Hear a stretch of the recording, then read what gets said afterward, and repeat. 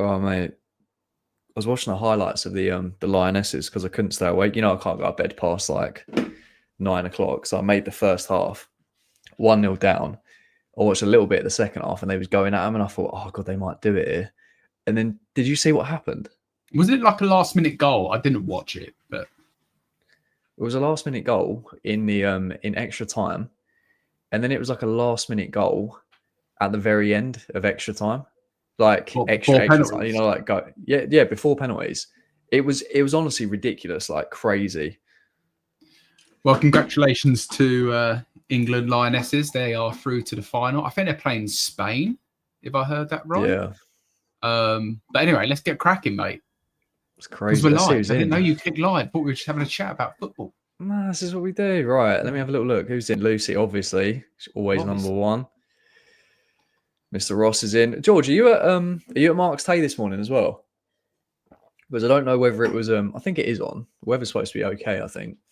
So I don't know whether he's there. Got Secret Carpa. Hunley's in. Good morning, good morning.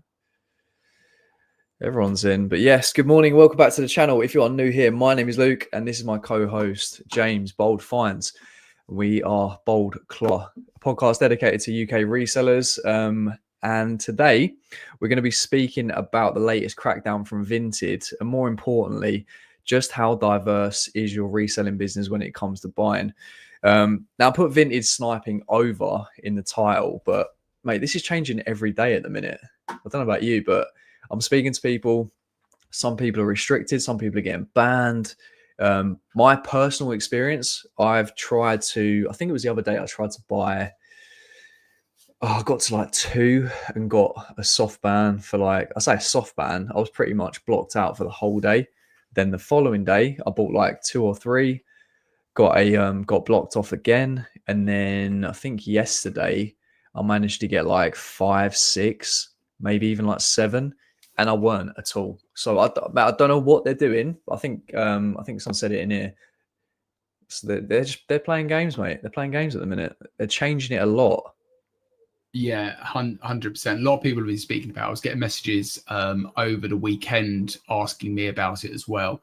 I think it was Andy who's just put good morning there. He, I think he was the first one to alert us of it last week. He said, have you heard about this restriction that Vinted are doing? And a lot of people are saying they get into 4 or 5 snipes and then they're getting that soft ban where they can't check out, and they're having a message pop up basically, or getting soft bans. I've seen people get banned, they get unbanned within about half an hour. And what's happened is Vinted have brought in a new software, a new company to block out the snipe bots. So I think we spoke about it maybe even last week, or we spoke about it before. There's companies and there's programs which allow bot activity basically on Vinted, allow you to check out quicker, allow a feed of stuff to come through to you instead of having to click refresh all the time. And people have been using that, and Vinted are cracking down on that. But I think what's happened is, because of how us as snipers, and people who do it normally by using their fingers and they're just quick and getting it, you're checking out really fast. Vinted is looking at that as if to say they must be using bots to get things out quickly. So a workaround, I think the bots, what I've been reading about what the bots are doing and what people are doing now, is they're delaying checking out on the items to stop getting soft banned. So some people now are saying you need to wait for the item to be live at least a minute before you check out, so Vinted doesn't think you are a bot. So the game is changing, mate. The sniping game is changing. Do I think it's the end completely? No, but I think more accounts will get banned because of the sniping activity. You know, Vinted will give you that warning to say, we believe you're using a bot, and you can argue the toss and say you're not. But if Vinted sees you getting 15, 20 a day and you're getting every item in under a minute, Vinted is going to assume you're a bot, and they might close your account down. So I think the way we're going to have to do it for a little while is going to have to change slightly. And it's just one of these other things, you know, someone will find a workaround for it. They always do. But I just think with anything, it's ever changing. I saw George there as well saying about I think he said something about the spotlighting. The wardrobe highlight has gone from £8 to £18. So explain that as well. Yeah, so with your wardrobe spotlighting, it's basically how you can get your wardrobe or your page higher up the search and on like the banners and stuff as well. You can also bump your items on Vinted. I haven't got much experience of this. I've done a bump a couple of times on some items. I've done the spotlighting before when it was £8, and honestly, I didn't really see a boost. There's people who rave about it, but I think we spoke about this when Vinted first came out. At some point, Vinted is going to look to bring in these extra things to claw back some of the money from us as sellers. So this spotlighting, the bumping it's basically like promoted listings on eBay. That's what it is from a Vinted standpoint. Do I think Vinted at some point will go down the route for pro sellers of actually charging us to have a pro account? I think it could go down that way in the future. I think there might be like a £10 a month subscription to have a pro account, and the pro features are X, Y, and Z. Right now, being on Vinted Pro, I don't see any benefits of being on Vinted Pro compared to having a normal Vinted account. But the fact of the matter is, if you are a professional seller or a reseller, Vinted want you to have a pro account for them reasons. But we spoke about it the other day because you said to me about this is going to cost Vinted like thousands if they're bringing in this this new software and it's stopping the snipers. Millions. And it is. But I think from day one, Vinted hasn't been all about like the money side. Yes, they're a business, but their whole ethos is we want the general public to go into their wardrobe, to chuck something on the floor and to get it up listed in the space of a couple of minutes. Compared to eBay, it doesn't take the normal person 2 minutes to list an item. There's a lot more that goes into it, all the item specific, etc. So I think Vinted probably isn't overly concerned right now. But yeah, it's ever changing, mate. And I think in the last week or so, a lot of people have had to rethink their business model. Because if you were 100% on Vinted and you're getting 15 to 20 snipes a day, 30, 40 snipes a day, and you're being restricted now at 4 or 5, what do you have to do? You have to go and find another way to do it. So I've seen a lot of people, even on Instagram now, back in the charity shops. I mean, even yesterday, you was back out of the charity shop route. And it's like, yeah, we're ever changing. And this is why today's conversation is really important as well. Sourcing, I believe, cannot just be one thing. It can't just be a charity shop. It can't just be an auction. It can't just be wholesale or a car boot. You have to have maybe 2, 3, 4, maybe 5 different ways of getting the stock. And sometimes you'll be doing lots of one thing. Next time you'll be doing lots of another and you'll drop something. But maybe you have to find a way to try and do a bit of everything at the same time, which is really difficult. What is your personal experience though? Because I know you're not, I don't know if you're a massive, especially not at the minute, because obviously you got quite a bit from Dunton, quite a bit from the car boots. We done a deal, so you're going through that at the minute. Yeah. Have you been blocked at all? And I think I want to put it out there because I think there's about 30 people in at the minute. What's your personal experience with Vinted at the minute? Because the past couple of days, the restrictions have changed. People have been getting soft bans, day bans, all this kind of stuff. Have you been getting limited with 1 or 2? Have you been getting limited with 5? Or is it just completely unlimited at the minute? What's your personal experience? I haven't been sniping anywhere near as much as other people. Since last Tuesday, I've sniped 1 item because I've got so much stock and I'm trying to build up the cash flow again. So like I said last week on the podcast, a lot of people were really gutted that this weekend was rained off at the car boots. From my point of view, I was all right because I know if the car boots are on, I'll go and spend more money on stock. I needed to concentrate in the last week on getting all the stuff I've got sitting there, not making me money, into like eBay or into the draft bank or onto Vinted, etc., etc. So for me, the last 7 days have been absolutely fine. But we're coming to the end of that now. By the end of this weekend, obviously we're going out boot sailing this weekend, hopefully. I'll be in the position again of needing stock. So I will be back on Vinted. So I'll find out more then. But honestly, I think for most people, what I'm hearing at the moment is when you hit 5, 6, you're getting shut down. Some people have said they've sniped 15 and been absolutely okay. But are they delaying the purchase? And I think that's what it comes down to. If you're finding an item that's been on for 5 minutes and you're buying it, that probably won't count as one of your 5 where they'll shut you down.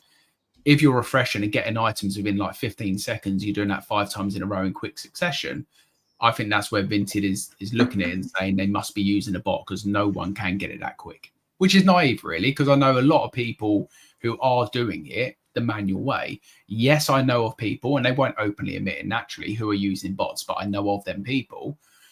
But I also know a lot of people who are sniping the normal way and just getting lucky and getting quick. So, yeah, I think it's changing, but I haven't had much experience in the last 7 days. We've seen people that are stupidly rapid, and even like to the point where they're sharing their screen, and I'm like, I can't even see. Like they're doing it that fast that it's hard to keep up with. And I got the message saying basically saying that you are using automatic thing. I was literally scrolling, doing exactly what you were saying, but I wasn't aware that Vinted were cracking down. And they sent me a message saying if this carries on, like you're going to get banned. And I was like, wait, hold up a minute. And then I was like, has anyone else been getting this? And quite a few people had. So I was like, thank God I'm not just like being pinpointed, because you think it's you, don't you? You think it's just you. Of course. And then you reach out wider and you realize, no, this is a whole kind of community. Everyone that's You've got using to go onto Instagram. You've just got to go onto the UK Vinted page. That's really good, by the way, the Facebook page, UK Vinted. And you are seeing that post constantly. The UK Vinted page at the moment is all about their messages, all about getting a soft ban, all about the account restrictions. It's very similar to like on the eBay pages. Is anyone having slow eBay sales? Like the activity under them posts, you'll get like 200 comments of people saying, oh, I've got the same. I'm not using bots. I've got the same. So I think it's one of the things. Now, with any new software that comes in, straight away it's going to be probably at the most restricted, highest level. Vinted may look at the software and actually say to them, look, you need to like relax it down a bit, because we do understand that people are just quite quick. Or Vinted might even look at it from a financial point of view, which you mentioned earlier, to say we're having to shut down 200 accounts every single week because of this new software brought in. Maybe there is a problem with the software. So again, things might change in the future, or this could be the end. This could be the end of how we knew Vinted sniping to be. And maybe in 6 months' time, Vinted sniping is not a thing anymore, because a couple of years ago, it wasn't a thing. And maybe in 6 months' time, it becomes not a thing again. So I guess the question we've all got to ask ourselves, if Vinted like stops it completely in the sense of you can't snipe like you could, what do you do? What is plan B?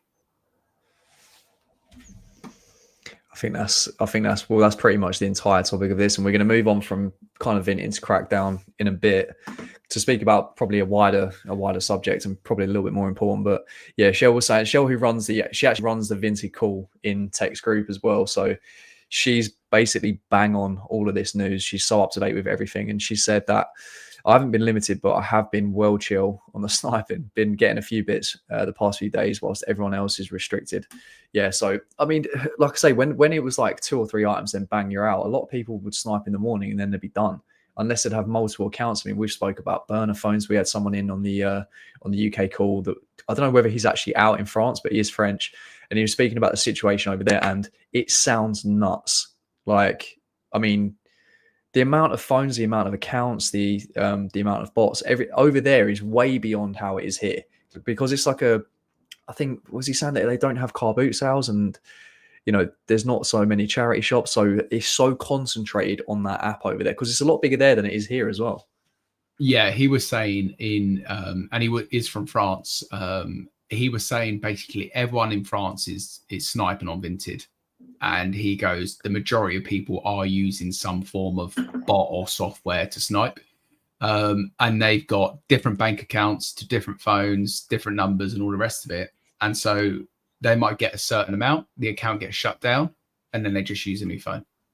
And so they're constantly having to go and buy phones. And again, look, not advice to anyone, but that is an option if you wanted to go down that route. But I just think that's too much stress to have to go and get 20 burner phones, 20 different SIM cards, make sure you're not connected to the Wi-Fi, open up 20 different bank accounts. And I don't know, for me, it's not worth the stress and hassle of doing that. You just got to find another way.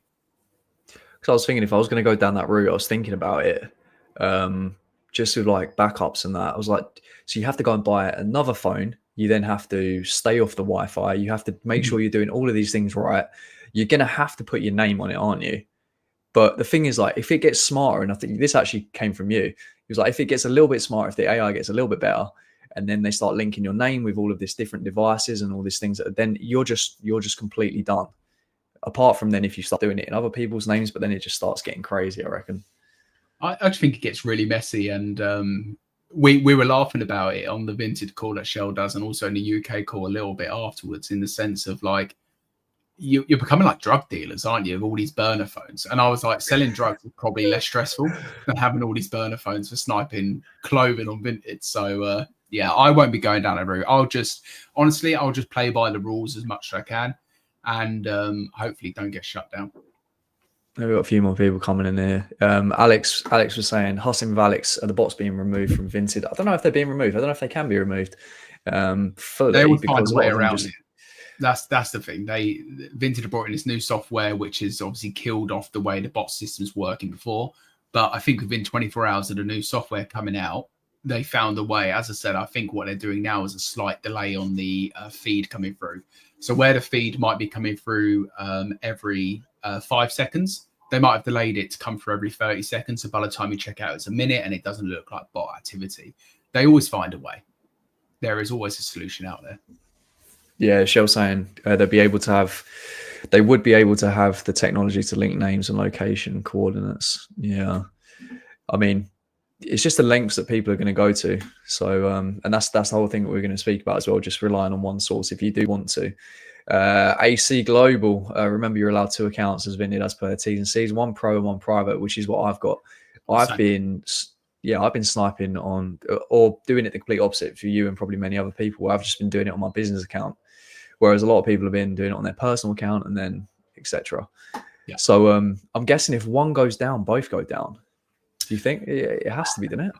Well, it's different. It's different bank accounts. It's same name, different bank accounts. Obviously, both connected to the Wi-Fi. I don't know how strict they are on that. But the reason I use my private account to snipe and my pro account to sell is for that reason. It's sense of like, regardless of whether you think it's right, wrong, or F Vinted and all this stuff, Vinted have a pro for a reason for us as resellers, similar to like the private eBay accounts and business eBay accounts. Okay, I don't care what anyone else does, but I am a business seller on eBay. I buy to sell, so I should have a business account. It's the way I view it. Whether you want to do it the other way, up to you.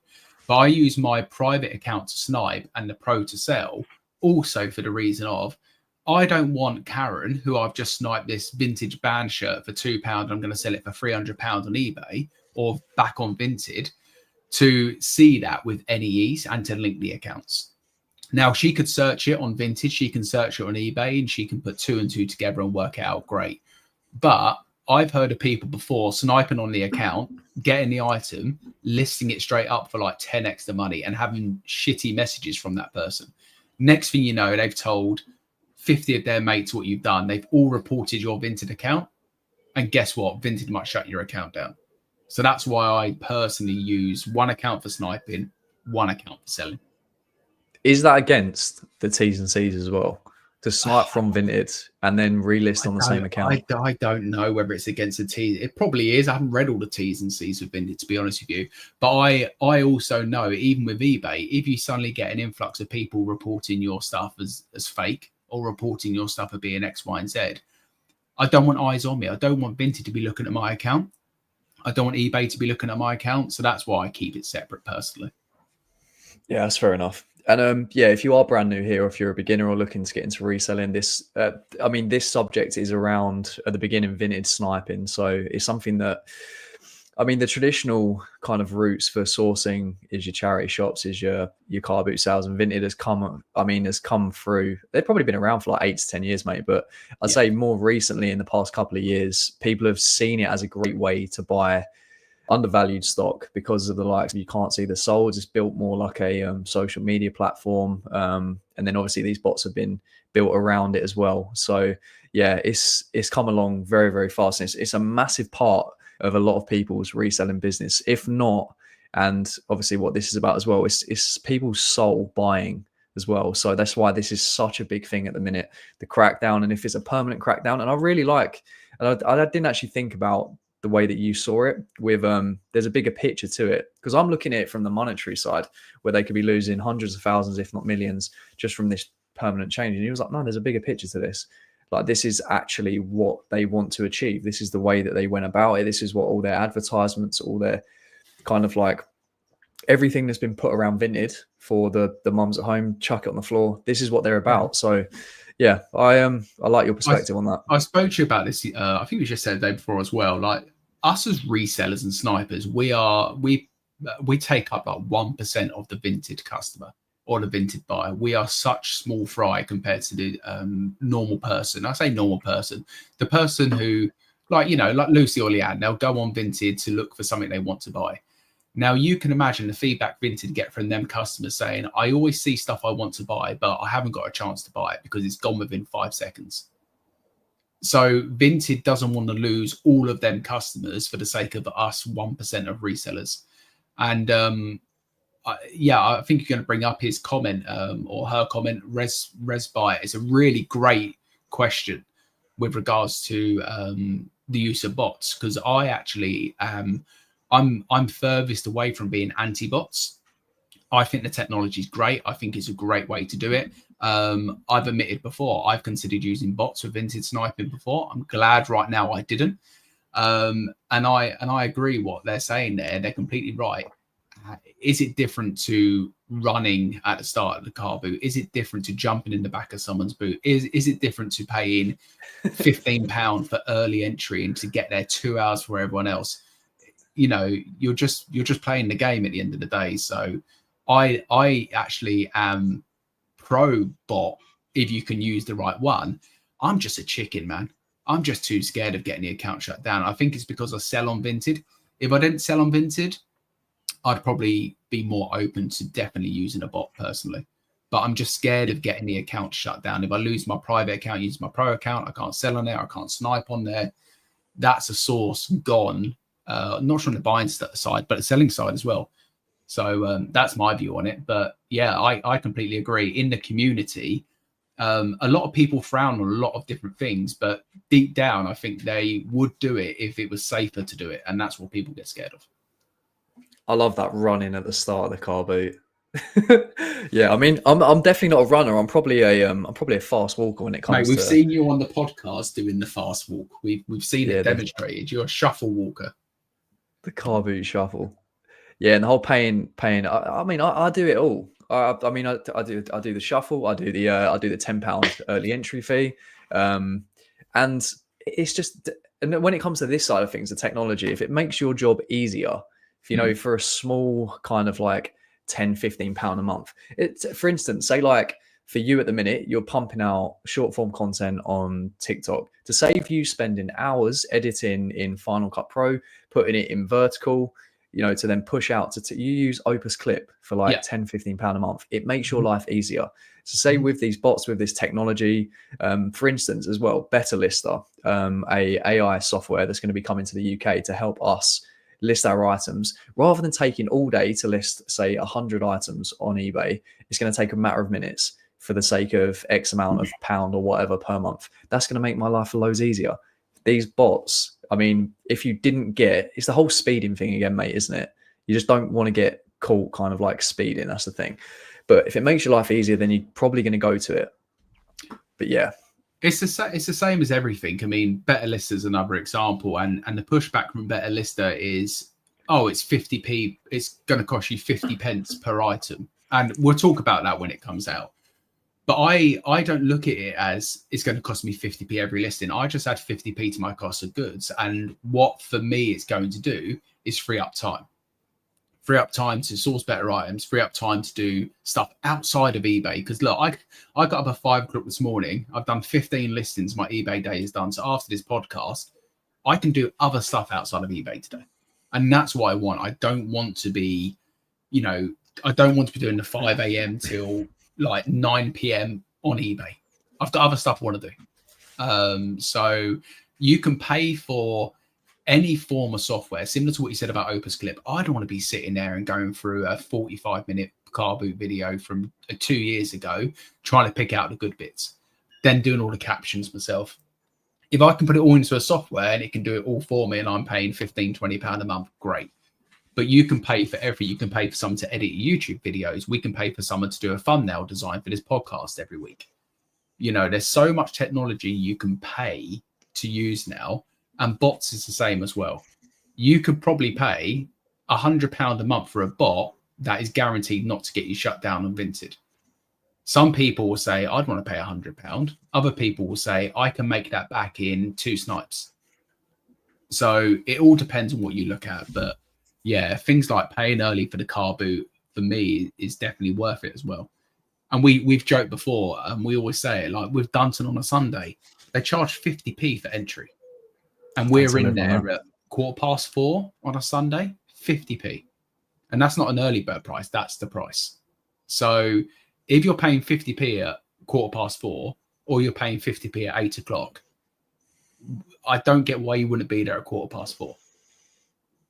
That's the way I look at it. If you're a reseller, anyway. Normal person, I get it. Like a normal average Joe's not going to be in a car boot at 4 o'clock in the morning. I think it's what you value the time at as well. Because, say, for instance, my local one, you can get in early. You can get in at, I think, about 5:30. No, it's around about 6 you can get in.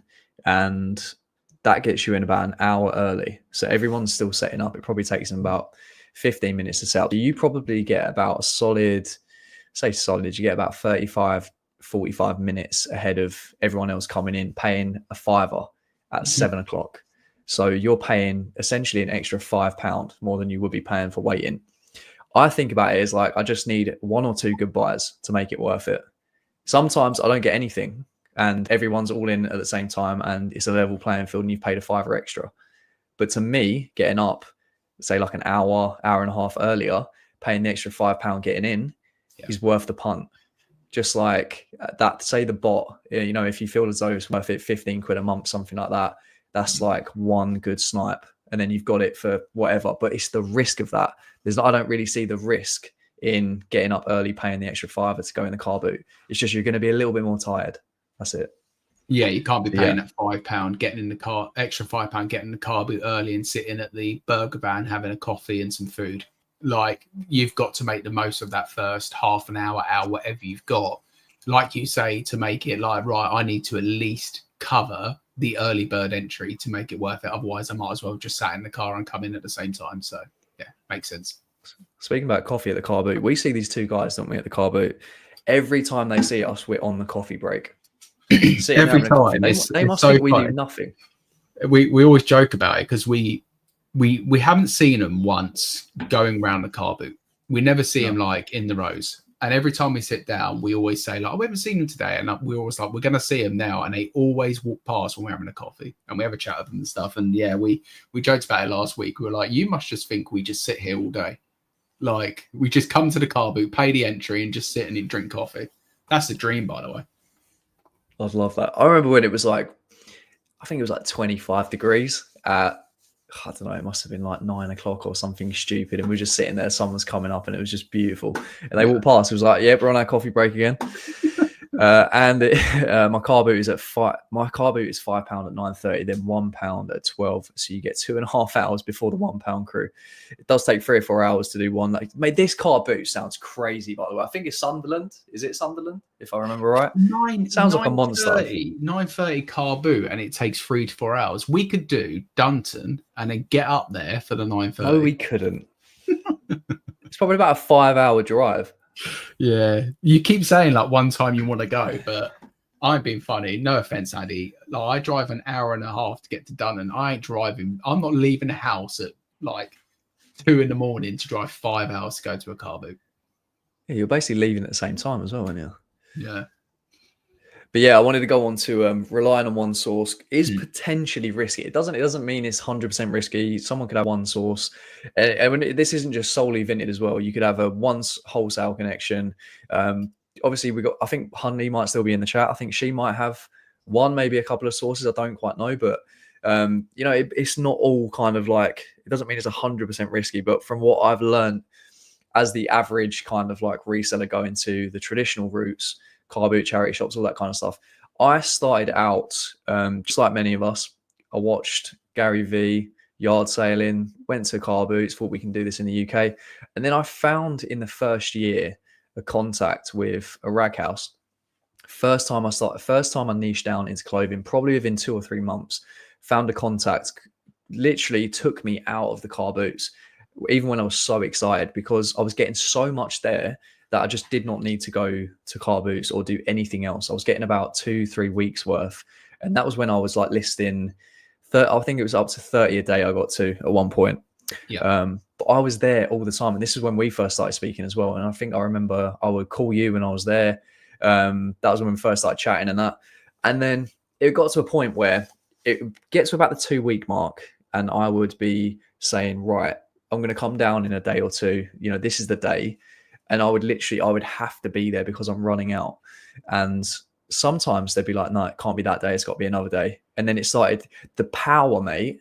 And they didn't realize it, but the power was so much in their hands. It was crazy. So if they didn't let me in there, I was pretty much screwed.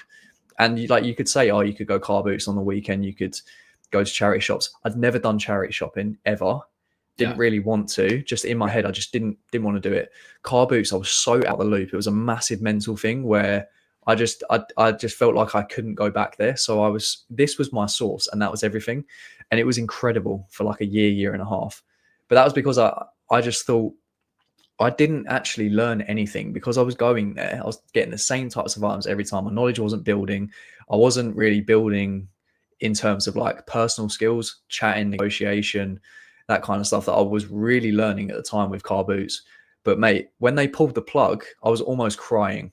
So having the power just purely in their hands, it was getting to me every single time. And eventually it ended up falling through after about a year and a half. But that was really, really stressful, mate. I remember that now, like the feeling of it, it was horrible. Yeah, you used to go like, I remember when you used to call me, like, you used to go and do a whole day of sourcing and used to bring me up on the way home, like in bits and like back pain and all this stuff. And I used to think to myself, like, what's he whinging for? Like, you're doing a day sourcing, you're getting all your stuff. And then when I finally understood it, you were like, mate, you kept saying to me, you don't understand like what these rag houses are like. And in my head, from someone who's never been to a rag house, I thought it's similar to how like a charity shop laid out. Everything's on the rail. You just go and pick stuff, put it in your bag. And you're like, no, like we are on the floor, hands and knees, rummaging through like poo-stained clothing, like in bags and stuff, and trying to pick out the best bits. Horrible. And then it kind of made me realize that, oh, okay, so it's a viable way to source, but maybe it's not the way to source. Because when I first started reselling, it was car boots and Facebook Marketplace. They were the only two. So I would do Saturday, Sunday car boot, never go to a midweek car boot. And then during the week, I would be on Facebook Marketplace, and that's when I was buying like Nerf bundles, and that's where I was buying all that other stuff. And I was buying the what they call not VCR, the VCR players and the CRT TV. So I was buying them.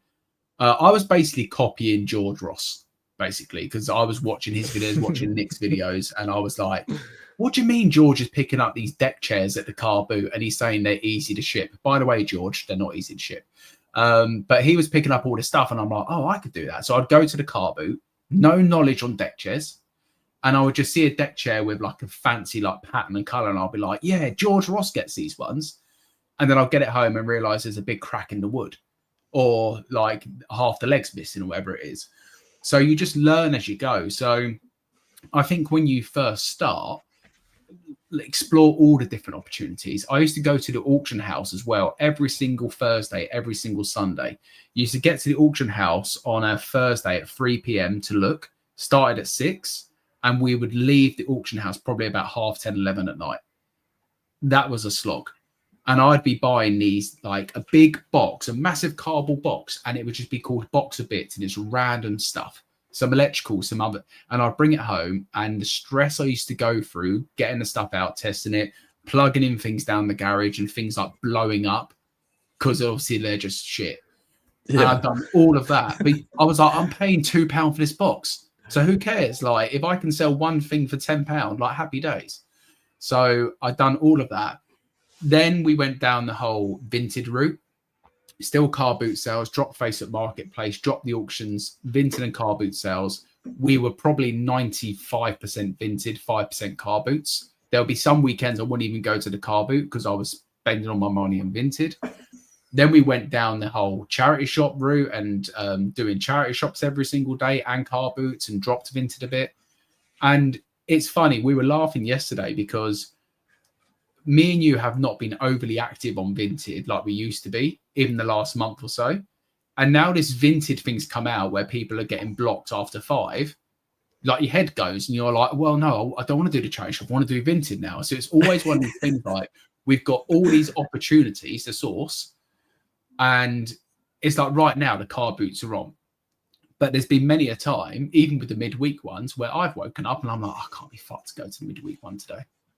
But come October, I'm going to be like, why didn't I go to the midweek car boots this season? Next season, I'm going to go to every car boot midweek. And then next season comes along. And guess what? You start off going to the midweek car boots and you're like, oh, I can't be bothered today. I'm just going to go charity shop. I'm just going to go on Vinted instead. So I think an art of a reseller is the people who can manage everything and juggle everything and do a bit of everything. Or you need suppliers, you need contacts. And I think that is the win. And we always speak about Hunley in the fact of she's worked really hard to, and you put it in there, I think she said about 5. There we are, 5 sources. She's worked really hard to get them 5 sources. That hasn't just fallen in her lap. She hasn't just, put out a post on Facebook Marketplace saying, I'm looking for 5 sources who can supply me regular supply of car parts. That's took a lot of work to get there. That's took a lot of trust from people into her, a lot of word of mouth for people probably to say, oh, you want to be speaking to Hunley. She's very reliable. So that's taken time to build. And we've had conversation with Hunley before where she's had amazing opportunities on paper where she has to potentially find thousands of pounds for this opportunity. And she's had to walk away because it's not the right opportunity for her at the time. And back then, I can't imagine how that made her feel, because she must feel like I've just walked away from this amazing opportunity. But guess what? She walked away from one opportunity and another opportunity presents itself. And you look at the previous opportunity, you say, that was the best move I've ever made, saying no to that, because look what I've got now. So again, we always talk about it a lot on here with relationships and contacts. I think the key to taking reselling to a completely new level is the relationship, is the contacts, because then people, when the car boots shut down, they've got people they're going to. They might be going to see 3-4 different people a week. They might be having stuff delivered to them. So I think longer term, I think that is the way to go.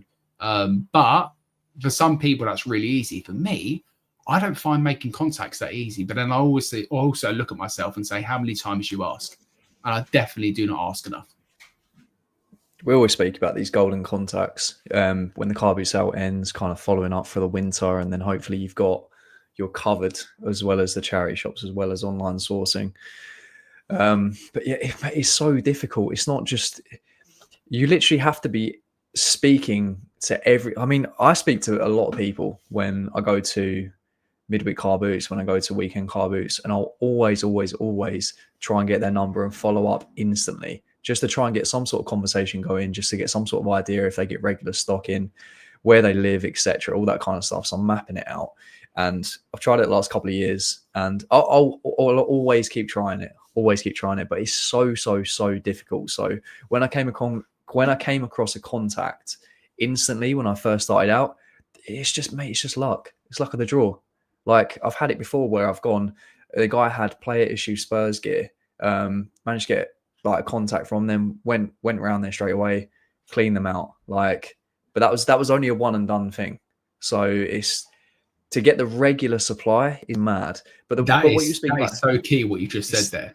The regular supply, because like, do you remember? You will remember this when I'd done the leaflet drop in the area, and I had the one-off people who I got some stuff from, and then I had one guy reach out who, I made thousands from the deal, and that was off the base, but that was off the fact of me like delivering this leaflet or getting raw mail delivered leaflets. So it was like a £500 like project I put into this, but that paid off time and time again. Like in the thousands. But if I put out another leaflet next week, I might not hit. So although it was a regular supply of stuff, at some point that supply ends. Where the regular supply of stuff you want is where they've got constant supply themselves. So they're getting it from somewhere. They're being the middle person.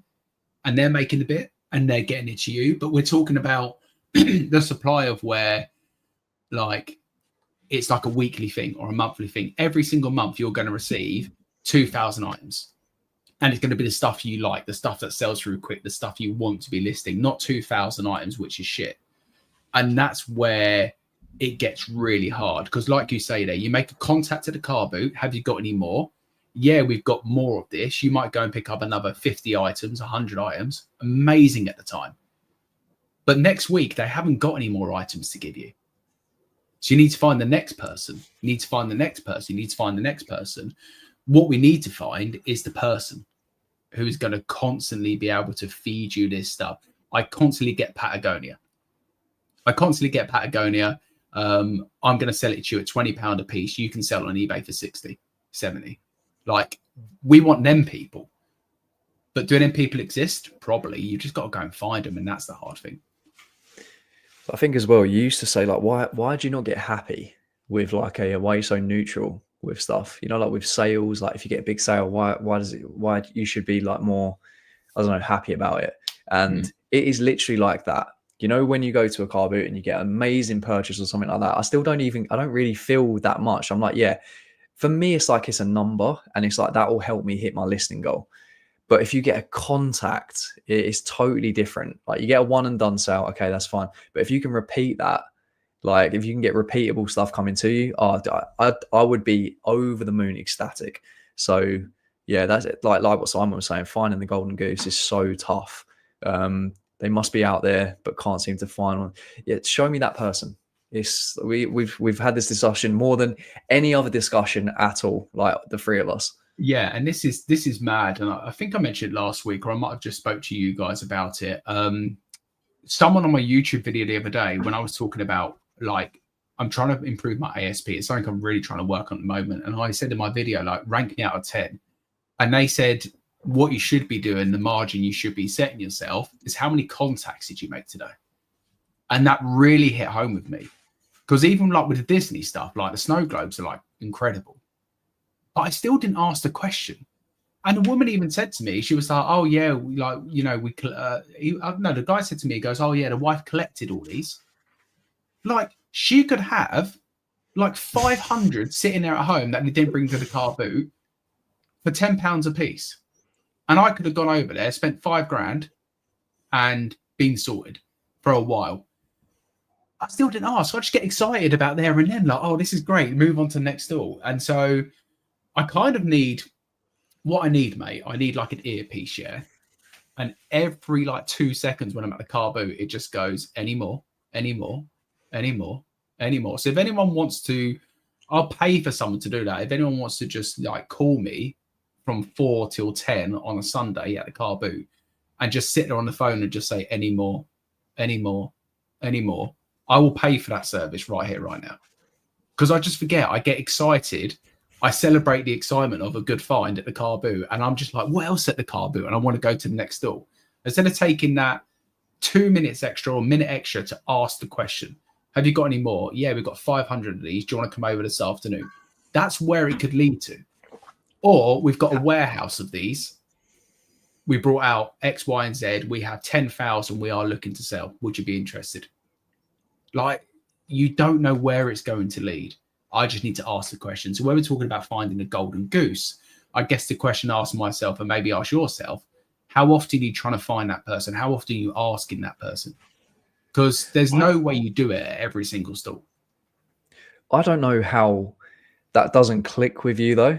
You know, like if you've seen loads of stuff or if you've got an amazing buy or something, you know, just like you must ask the question any more like in the car or like, do you have any more of this?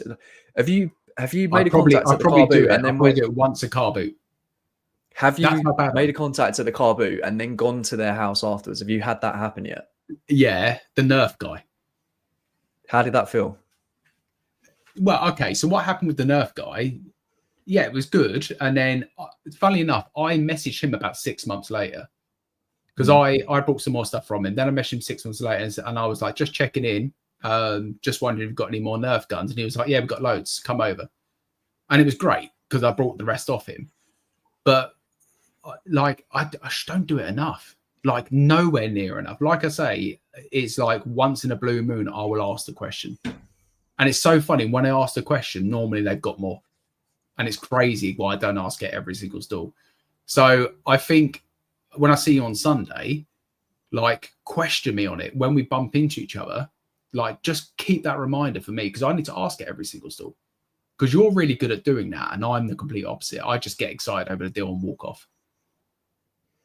I think that's the thing. I don't get excited over the deal. I get excited over if there's, if there's more potential to it.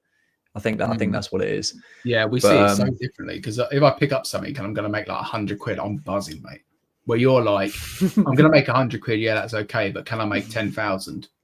That's well, when my what was the reaction? And this will strike with you. So if anyone's seen the clip of or the car boot sale where the woman limited me to 2 Chelsea items. So the Chelsea player issue rail, me and James, we both put our videos. She said, no, you can only have 2. And I saw, not even joking, and bearing in mind, the kits alone, I've managed to get 3 of them, only because of what me and James done. They go for about £150 each. I've sold one for 150, one for 180, and I think there may be one left. I knew for a fact they 150 minimum, and she said £10. Okay, but I knew it was all player issue stuff. They were strike down gilets, coats, all with the sponsors on them. Stuff basically for the training ground, and it even had screen printing on the inside. I've done many videos about player issue stuff. I saw, like, I wanted everything, and she said 2. But I saw all of that. Now I wanted to get all the stuff and then get her contact details, because she either works for Spurs or she knows someone that does. Chelsea, so that was it. Spurs. Come on, let's get it. Yeah, Chelsea, yeah. But I just saw that. I just saw her. Do you know what I mean? As in, I wanted everything, but I was limited to 2. I wanted the lot and I wanted the potential. Whereas you're like, no, like, it's amazing. Do you know what I mean? Like, don't worry about it, kind of thing. But it was in my head so much, like the whole day, that I couldn't get everything. Yeah, it's funny because we're so different in 2 senses. Like, you don't get high and you don't get low, where I can have like really big highs and really low lows. Like I say to you all the time, one moment I could be on top of this world, next moment I can feel like this is the end of my reselling bit. Like the way I am, the way I'm wired is like that. But you stress more about the stuff you don't get. So sometimes we'll walk away from a really good deal and you'll be like, oh yeah, but we could have got this, we could have got more. I can't believe it. We missed out on all the I'm like, mate, we've just walked away here, like combined with maybe, like with the Chelsea stuff, maybe £1,500 profit combined. We've just walked away with that. And you're like, yeah, but what about the rest of the stuff that we didn't get? What about all the other stuff that I couldn't?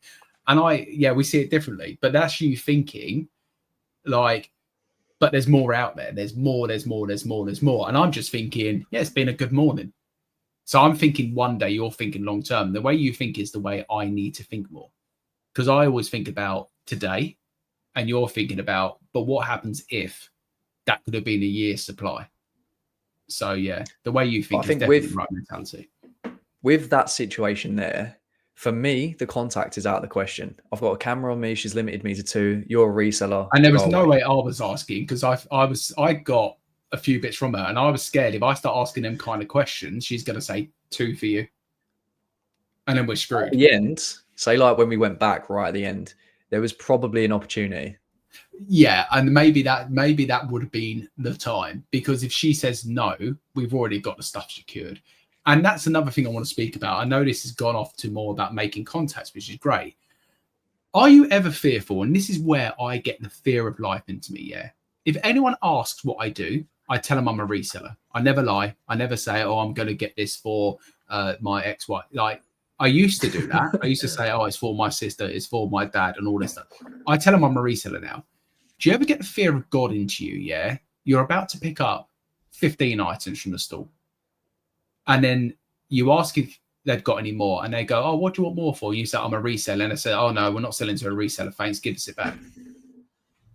Are you never fearful of that? Because that's where I think it stops me a lot. Andy said earlier, and it's a good question, is it because of content creation? When you get a good deal, you want to walk away and talk about it, secure the contact first. I think it's more of a case of I'm always fearful of them cancelling that deal. And I've seen videos of it happening before, where someone has gone to buy something and then they go, oh, do you resell? And they go, oh yeah, I'm a reseller. And they go, nah, fuck you, basically, and take it off. I've seen it happen. So my fear is always like, I'm going to lose this opportunity. I'm going to lose this deal. So what you're saying about the Chelsea woman makes perfect sense, because we had the stuff in the van. So that should have been the point when we asked. But yeah, are you never fearful of that? I think that's what always holds me back, maybe, of asking. Camera kind of gives it away, mate, I think. But not everyone sees the camera. You, by the way, I think you assume everyone sees your camera. I don't think a lot of people do. What, a chest strap and a big like maybe GoPro yours. Mine maybe less so. I don't think as many people notice the camera as you may think. It's tough because and I always say I just like being honest. I like being upfront about what I do. But the thing is, and this was the only situation where I've done it really, is do you remember the Brunello Cucinelli suit that I got? No, you didn't mention it.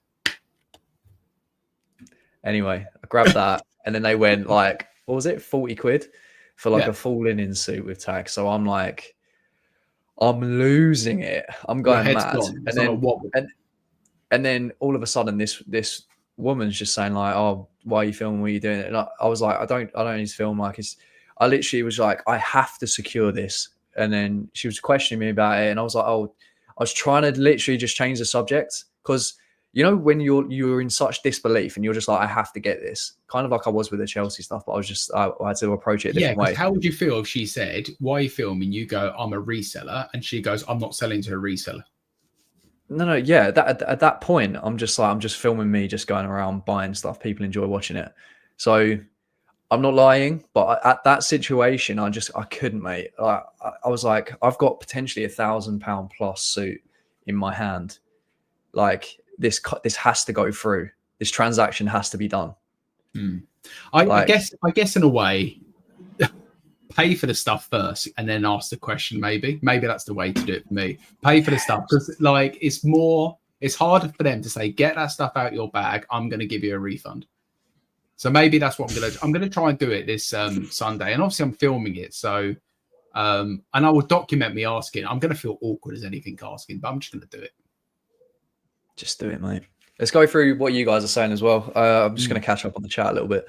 I would say you need at least 3 avenues on where you get your stuff from. If one fails, you can't fall back on the others. 3 avenues. And by the way, when I was talking about Hunley, I didn't know whether she had one or whether she had a few, but I feel like, and if she's still in the chat now, I feel like back in the day, she felt the way that I felt with the whole power situation, where she might have had like one supplier or something like that. I can't remember. When you've got one supplier or even 2 suppliers, like especially one supplier, you know what it's like. They're at the moment they pull the plug, like your head goes. But I think it's very easy when you've got a supplier and a good supplier right now to not keep going for more and more and more. It's so easy to do it. You become so complacent with it. It's like my charity shop woman down the road. She's talking about retiring maybe at the end of the year. And I'm just like, oh, she retires. But I get quite a good bit of stuff from her. So I need to now be thinking, where's the second? Where's the third? Where's the fourth? Where's the fifth? So if she retires, it's like, oh, okay, happy retirement, but I'm not scrambling around again like day one. But sometimes you can become so complacent of, I've got it, we're good. It's like you can't control whether she retires or not. Do you know what I mean? And but if you've got another 2, people quit, like things happen. But honestly, like I had it, like I got happy because I'm like, this is happening with the rag situation. I'm going every 2 weeks and I've been going for the last year. I don't need to worry about anything. I ain't got to worry about nothing. And then all of a sudden they start getting stricter. New restrictions were coming Prices in. Going up. No, you can't come this day. Price is going up. It's going to be this much per kilo or whatever it is. And then all of a sudden I'm thinking, oh shit. Like I'm not as secure as I once thought. Just because I'm paying them every 2 weeks or whatever, doesn't mean I have that much power. They've got all the power here, but I'm just trying to not let on too much that they do. Yeah. So, just having that, honestly, it brings the feelings back now. I currently run wholesale, charity shop, and car boots. At the minute, what are you doing at the minute? Are you just kind of traditional avenues with a little bit of like online sourcing? So you got car boot charity shops, or it's definitely contacts as well, like what you're saying. Yeah, wholesale is something we haven't really spoke about. I've never wanted to go down the wholesale route, and I might be very naive to it, by the way. I know Andy, and we're not going to call out some of the stuff. We know what Andy spoke to us about. He's got a good wholesaler, and he gets some good stuff. Now he has to pay up for it, but the margins are there for the stuff he's getting, which makes sense. I think what's put me off wholesale, I'll be honest with you, I've seen, like, I know I do YouTube, you do YouTube, but I've seen YouTubers who promote wholesale companies a lot of the time, and it puts me off because then I see them getting a box from I'm not going to call it any wholesale, but I see them getting a box of stuff and they paid £200. They paid for it, but it's gifted, but it will cost me £200. And I see them open up the stuff in the box, and I'm like, okay, yeah, they got some okay bits. And then I see a video from someone who isn't a YouTuber, like a bigger YouTuber, or I see someone put out something on Facebook about it, and they then go and buy the same bundle and they get nowhere near the quality of stuff. So I think that's always put me off wholesale, to be a bit like, I don't know, I don't like buying blind either. I think the buying blind reminds me of gambling. It's like, do you know what? I could pay £200 today. You could pay £200 today. Your box could be worth £2,000. My box could be worth £150. Like, I like the control of the hand pick. So when it comes down the wholesale route, I think I'd be more comfortable paying up more money to know exactly what's going to come. So, for instance, there is wholesale companies now who will say, I don't know, you can get a box of 50 diesel jeans, for instance, okay, all grade A.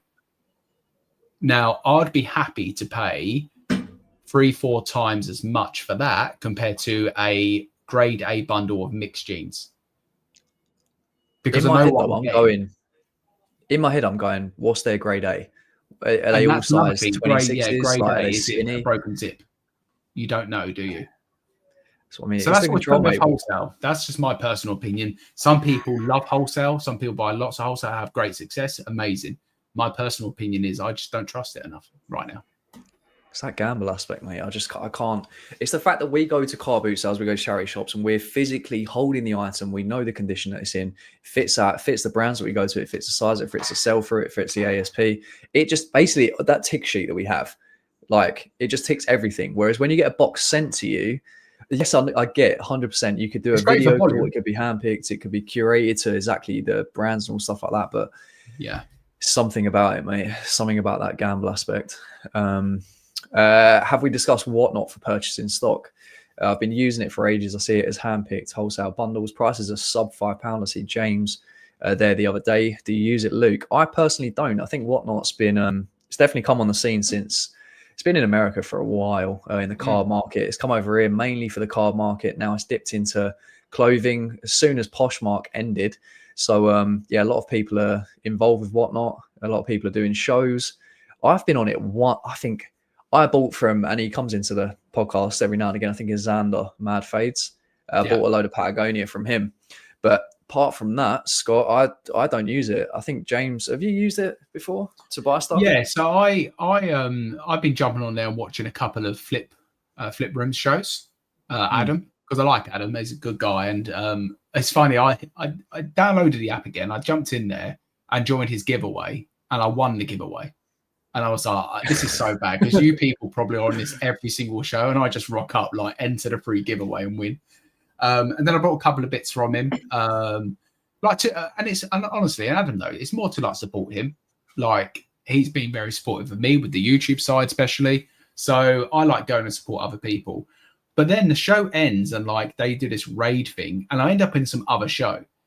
And this guy, I think that's where I saw Scott in there as well. This guy was like 200 things, and it was going so quick, and it's like bang, bang, bang. Now, I think Whatnot for me is similar to, like, charity shop level stuff, price wise, for the stuff I can get from my local charity shop, similar price wise. You can get some really good stuff on there, but you can also get some really terrible stuff on there. Like, sometimes they're putting up, like, basic Adidas t-shirts that I wouldn't even pick up for 50p at the car boot. And they're selling for like £2 or £1. And I think the more you buy and Whatnot, the better it is because of the postage thing. But if you're going in there just to buy one item, it's similar to vintage. You're paying with the postage costs, it's probably not worth it. So I've been looking at some of the shows now. Do I see it as a viable way to source personally? The answer for me is no. And the reason being is you have to be in the show for like 2 or 3 hours to watch them go through 200 items. And sometimes you might be waiting for a certain item, it might come right at the end, and it might just get bidded right up to the max. And you might not want to even pay the money as well. So, yeah, personally, I don't see it as a strategy to source stock from myself. But on the flip side, I know people who do very well sourcing on Whatnot for stock. So, yeah, but I honestly, no offense to anyone who does Whatnot, I didn't want to sit through a 2-hour show watching people sell clothing. I'd rather go and watch some true crime YouTube, to be honest with you. So I dip in and out. I just hope those guys end up getting the reach that they kind of deserve. You know, do you remember the whole Poshmark thing? And probably more so, or probably more as well with Whatnot, where you have to promote your own shows, and then you only really get like 90% resellers in and that kind of stuff. I hope that changes in the future. I think it has changed. I'll be honest with you. I think when it first came out, it was very new, YouTube reseller happy. But like even with Adam's show, like the other day when I hopped in, and Adam's not doing, I don't think he's doing much like YouTube or even much social media stuff at the moment. And in his show the other day, I think he had like 40 people in the show.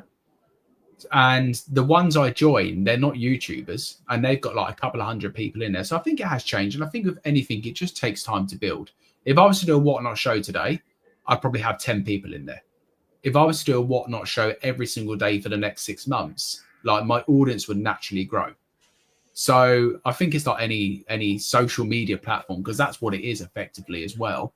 It just takes time to grow. So yeah, I think it's moved away from just the resellers in there, I must admit.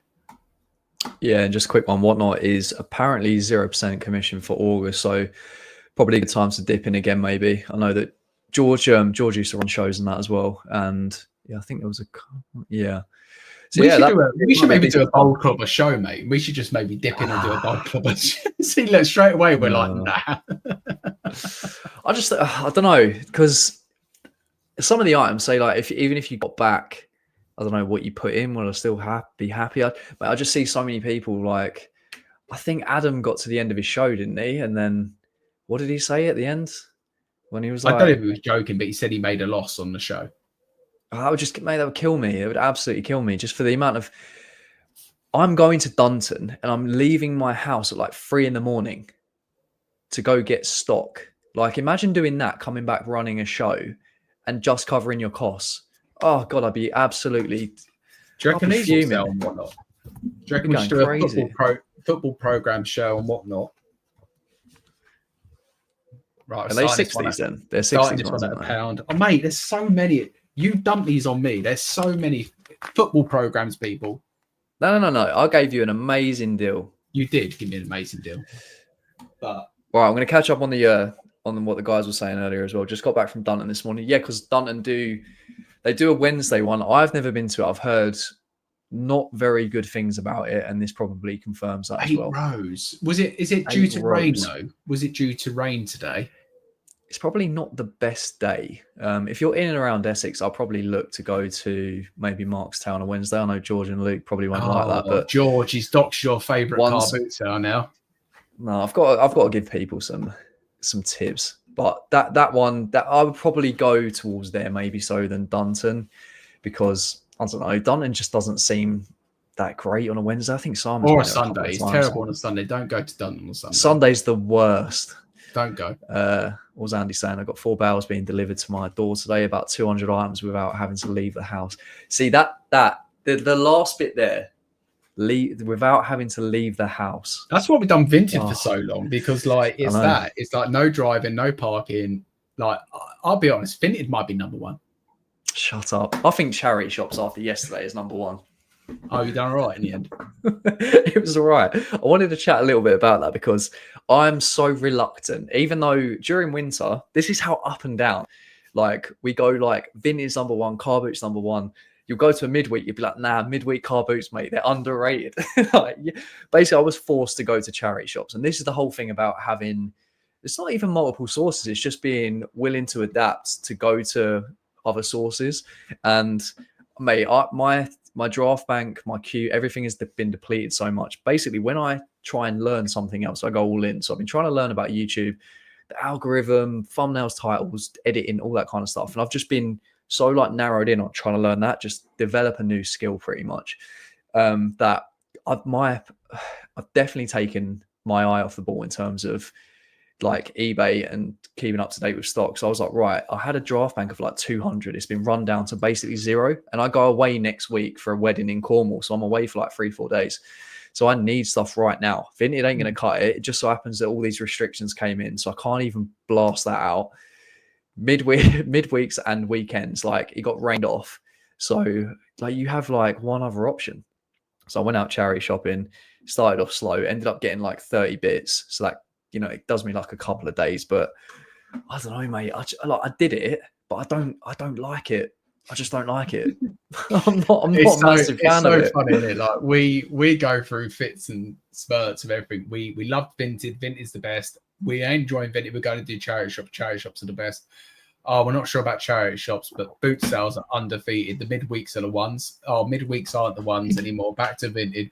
And it's the thing with reselling. It feels like I don't know. It feels like your head's always on a pivot. But you're right. The pros over the charity shop to Vinted with you yesterday. You need stock. You're going away. If you start buying on Vinted yesterday, you might be restricted at 5, and ain't going to arrive until you're back.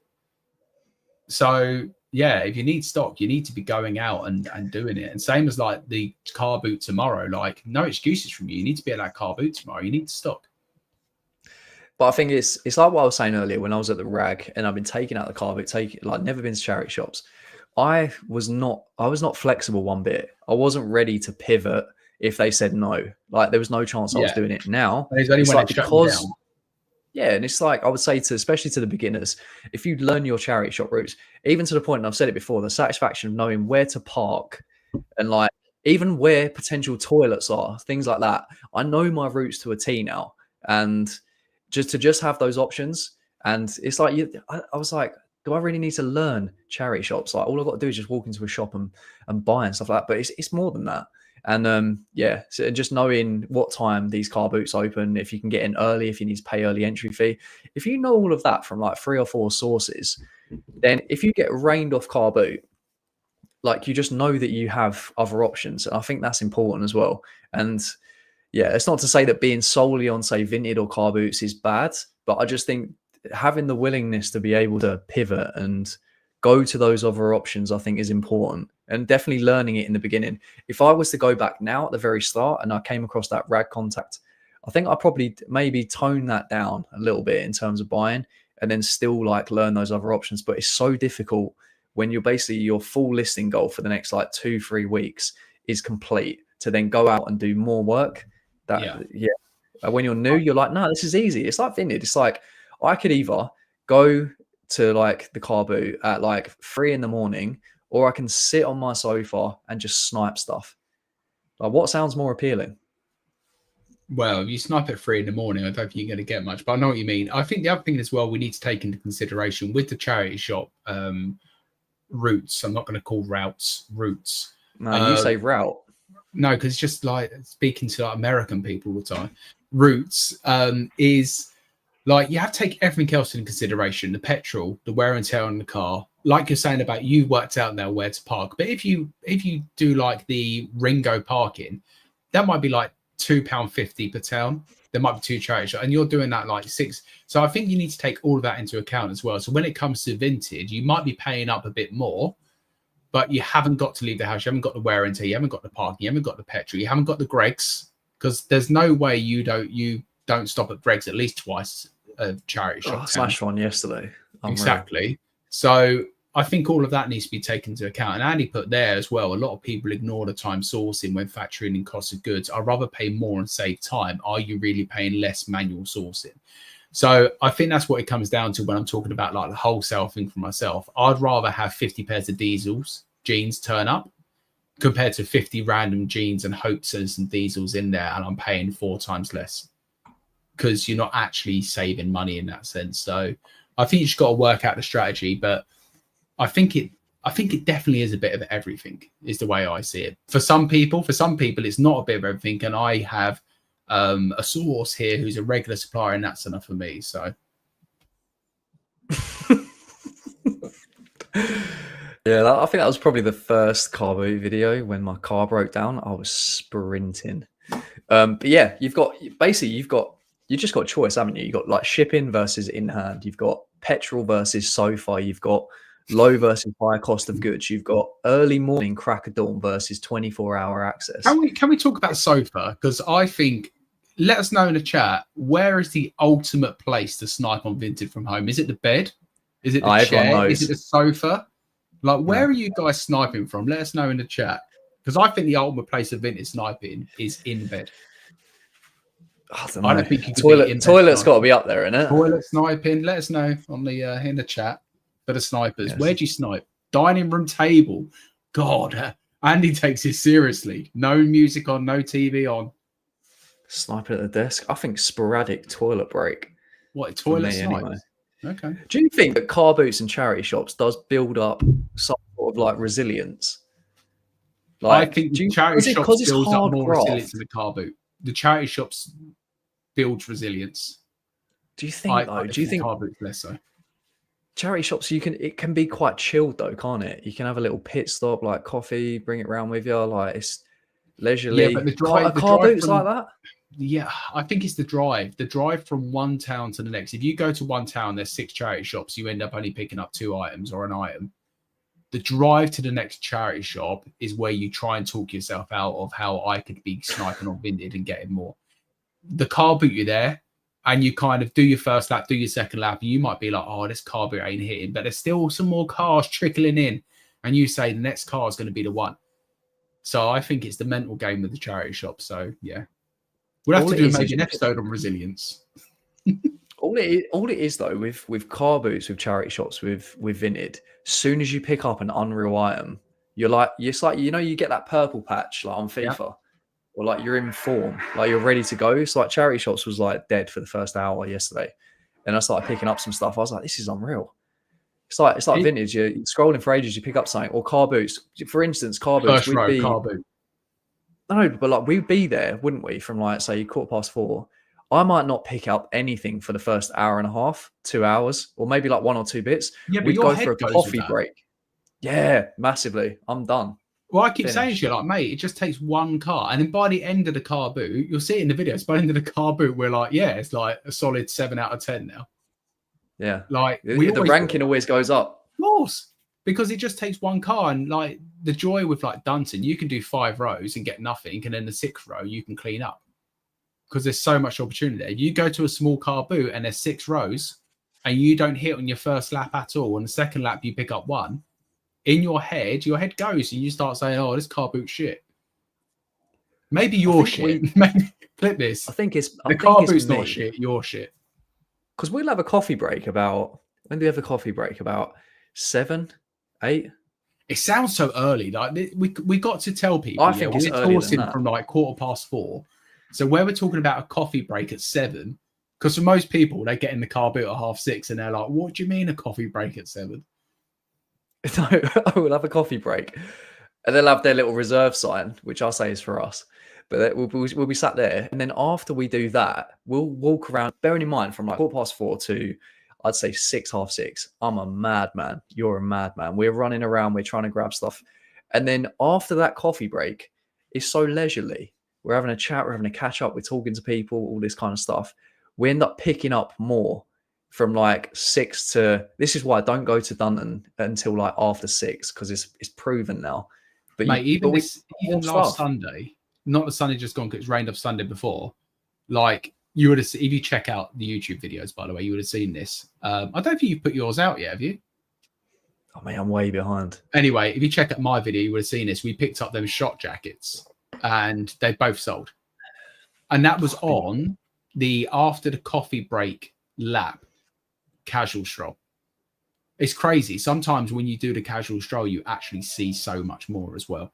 And we got some other stuff as well at the end, which is great. So I think it's, yeah, I don't know. I love the start of Dunton. It's wild, mate. Me and you are like rapid walking, like saying a quick hello, but not really chatting. And then we get after the coffee break and we're just like, let's just chill now. and see what else we can find. And we do end up picking some really good stuff. So it goes to show, doesn't it? It doesn't mean if you don't get there at 4:30 in the morning, you're not going to get stuff. But I want to give myself as many opportunities as I can. If I'm getting up at 2 in the morning, I want to give myself every chance. I'm getting there for think about that. That's getting up literally like in the middle of the night. Yeah, I want to give myself every opportunity. So I want to be the first one through. Mate, I was so bad. Not last week because it was rained off, the week before when I got to my second one. Oh my God. When it got to about 11 o'clock, bearing in mind we'd been up for like, what, I don't know, 8 hours or something at that point. It's just, yeah, it was stupid. Try and get through a couple of these before we leave you guys. For as long as I've been reselling, 1.5 years, I've been selling everything, a lot of electrical, but the last 4 months, the return rate on them has gone through the roof. Through the roof on the electricals. I've now knocked it on I'm guessing on the head.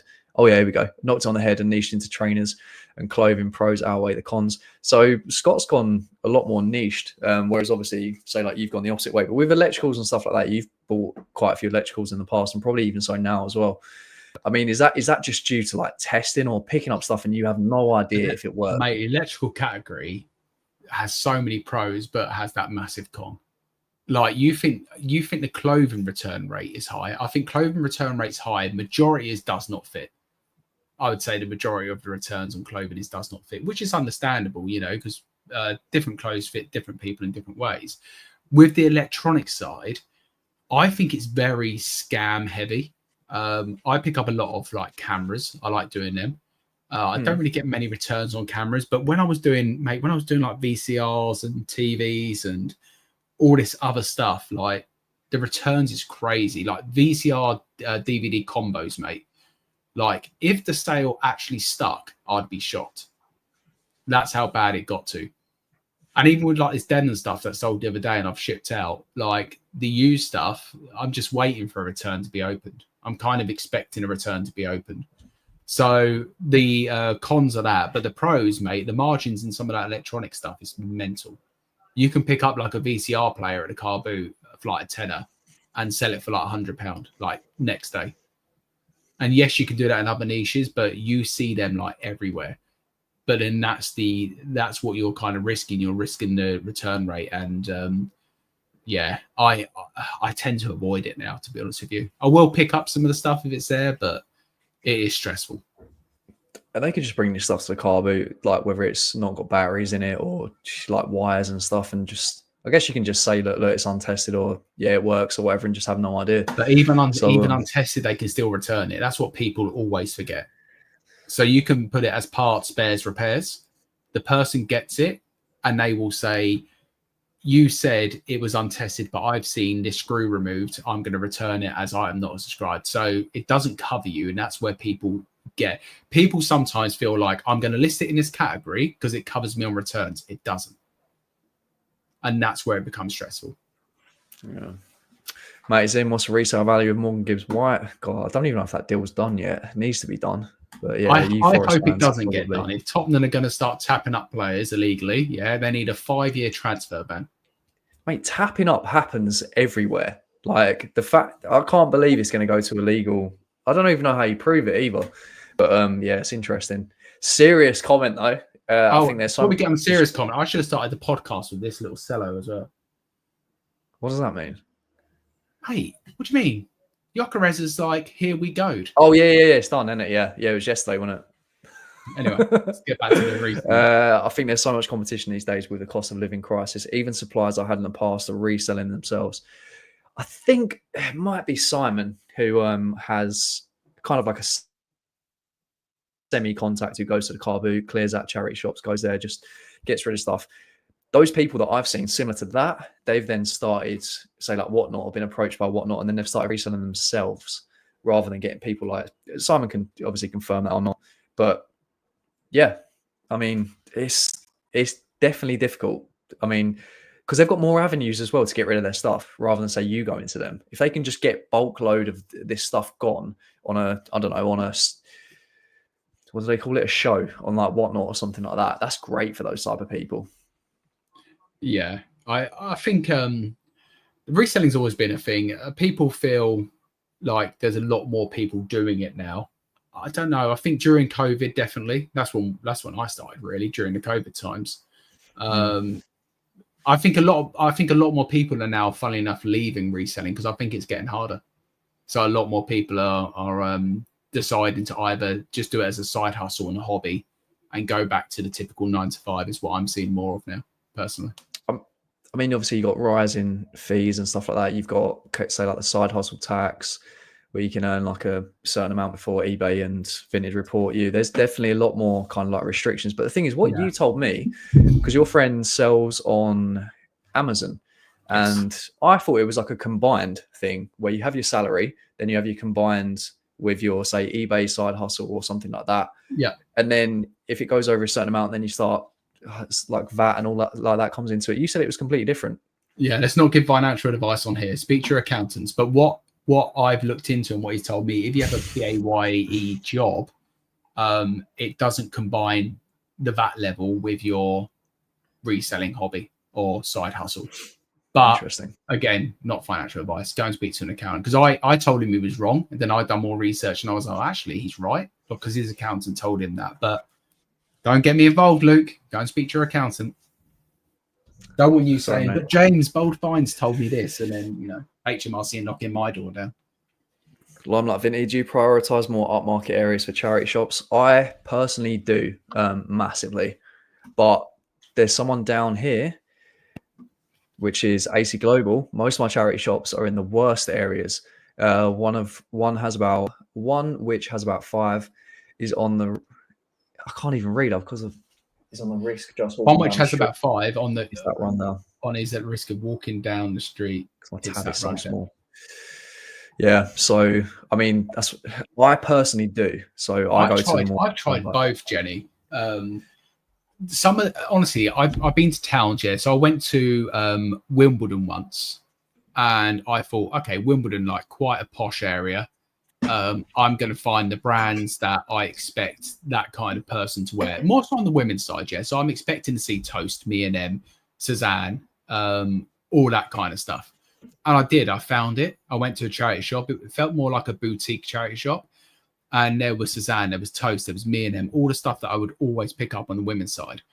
But then you're looking at like a M&M dress, 60 quid. A Suzanne jumper, 60 quid. A Toast dress, £45. So with that came the higher pricing. Now, could I have brought them and still made a profit on eBay? Yes, potentially. But it really eats into the margins, where I've gone to other towns, like Andy's saying, like rundown towns. And I've gone in there and found like 2 Suzanne like jumpers in there for like £3 each. So I think I don't know, it really is hit and miss. And I think it is just sometimes luck of the draw. You can walk in a charity shop and you can find a great item, but if you would have walked in there 5 minutes later, it might have gone. So it definitely is a numbers game. But I'm the opposite to you. I don't really tend to look for them posh areas as much. Yeah, my experience is like complete opposite to James. Is like I can't. I literally planned a route to the most. It sounds bad, but like most rundown places near me, and it was so bad. Terrible. Yeah. When I've spaced mine out, like say like a week to 2 weeks, then I'll do my route again in the areas that I go to. Always like touch wood at the minute. I've done very, very well. And Georgie, I was going to read your earlier one as well, but she's in Manchester, and the benefit is all the influencers donating all their stuff. See, that's an absolute dream. Imagine that as well. Georgie, you're in Manchester. Tell me, have you seen or met Charlie Beach? Because I've been binge watching Charlie Beach's videos, and sound about that one, yeah. He's always in Manchester, so yeah, I'm intrigued whether you've seen him out.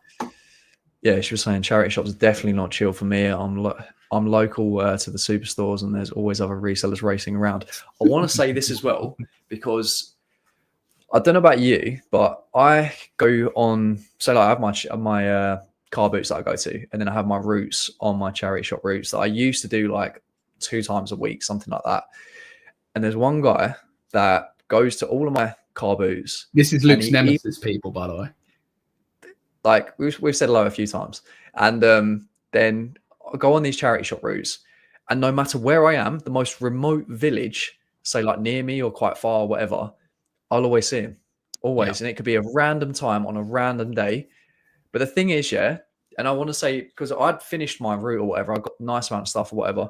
But if you're at the start of your route and you see another reseller that you know, or you know that is reselling or whatever, would your head go? And I'm not asking you in particular, James, but like you guys in the chat, would that affect you? Because I think I get a little bit like, I know that it does clothing, but they could be they could be looking for something completely different. I get it. They could be like blending in as like a everything reseller as well. But would that affect you? People are saying they've got a tracker on your van. Probably has. But would it affect me? I want to say like, no, it wouldn't affect me. I think naturally it does. If you see someone who you know is a reseller walks out of a charity shop with a bag full of stuff when you're walking in, you're going into that charity shop being like, oh no. But there was one time I went to a town and Harry was in there, and Georgina was in there as well, both resellers. And I walked in, I was like, oh God. And they said the same. They're like, oh, have you done the town already? And I was like, no, I've just started. And they were like, we're just finishing. And I'm like, no, I might as well just go. And in that charity shop, I pulled out the best item. Oh, the skirt, wasn't it? A Zimmerman skirt. And I showed them, and Harry knew, and she didn't know. And obviously I told her about it because I learned that brand like 2 days before I went to that charity shop. And it just goes to show you can't know everything. And that kind of changed my perspective on it, because I could have literally walked in, and Harry's a great picker, by the way. I could have seen him in there and just been like, oh, for fuck's sake, Harry, I'm going. And just given up and thought the other shops aren't worth going to. But, you know, sometimes you flick past something. Sometimes you don't know it. Sometimes it's just luck who sees it first. So, yeah, don't let that dishearten you. But it does. It can mess with your head. It's honestly so difficult for it not to. Wait, let me see what Luce was saying first. Depends if they're in the same niche. My head might go again, but it depends on what mood I'm in that day.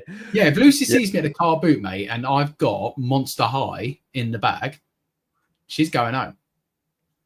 She ain't going to stick around when she sees I've cleaned up all the Monster High. But it's true, your head can go. I was in a different situation though, because I'd finished in that shop. I'd finished my route. But the thing is, I had a wrap jacket. I had, I think, 4 Bowden dresses with tags. And then I had like a Uniqlo chore and then something else. And, you know, it was like a sea salt linen dress. And I had it stacked up. And then he walked in, and then I think we clocked each other. If I was in the opposite situation, so I'd rather have been me in that situation. But if it was me walking in, I'd have been like, oh, you're joking. Because I always think about it, because I drive out and then come back.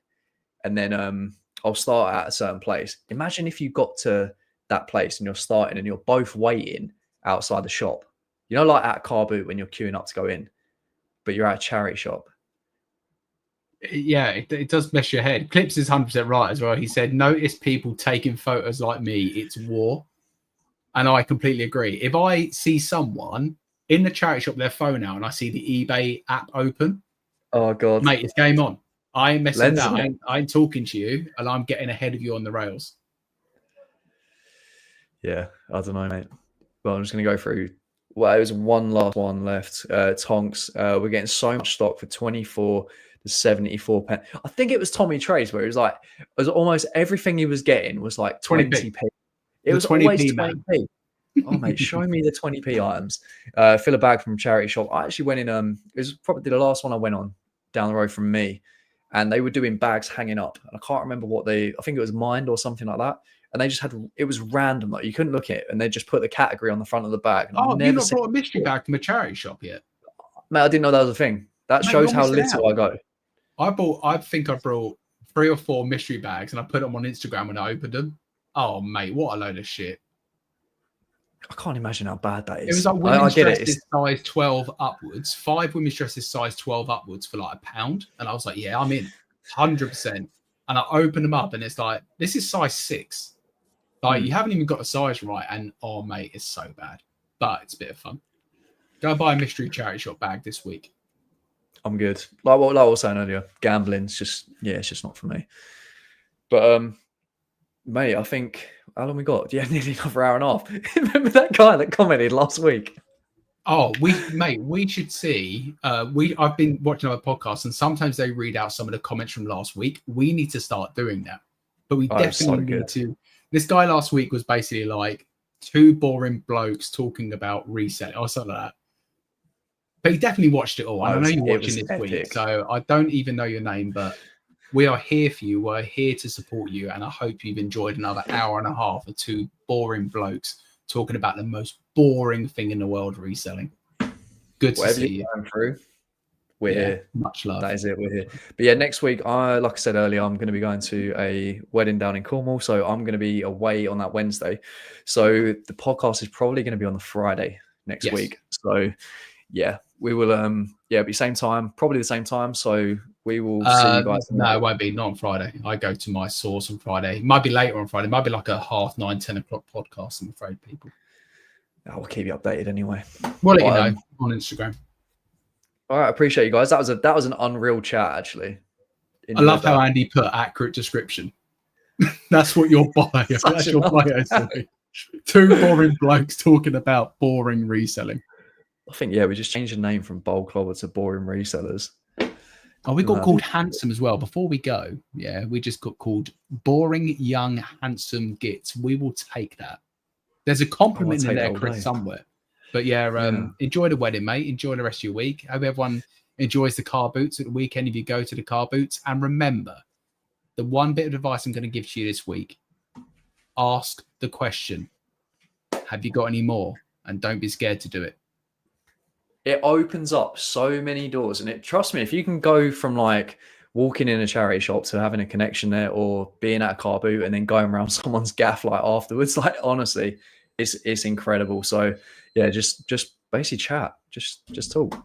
So we'll leave it with boring clobber as well. George Ross called us boring clobber, so I think it just means you, basically. Yeah, not you. Boring. Right, we're going. Yeah, drop the thumbs up, subscribe. It's always going to be for subscribers in here, so subscribe and then you can chat away, do whatever you want. So love you guys, appreciate it, and we will see you next week. Peace.